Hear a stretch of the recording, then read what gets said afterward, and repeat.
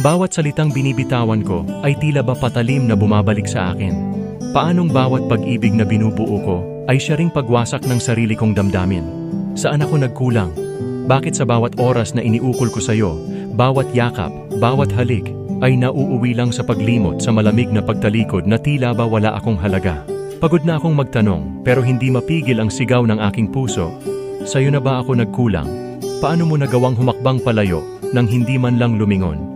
Samantalang ako, naririto pa rin, nakatayo sa pinto, naghihintay ng sagot, ng paliwanag, ng dahilan.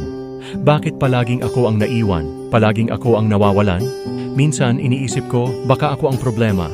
Baka ako ang dahilan kung bakit hindi ako sapat. Pinilit kong ibigay ang lahat, binuhos ko ang oras, ang pagmamahal, ang sarili ko, hanggang sa wala nang natira para sa akin. At sa wakas, natutunan kong hindi ang sagot ang mahalaga. Hindi ang dahilan kung bakit ka lumisan, hindi ang mga tanong kung saan ako nagkamali. Ang tanong ngayon ay, kailan ko babalikan ang sarili ko? Kailan ko pipiliin na mahalin muli ang taong nakalimutan kong pahalagahan, ang sarili kong puso?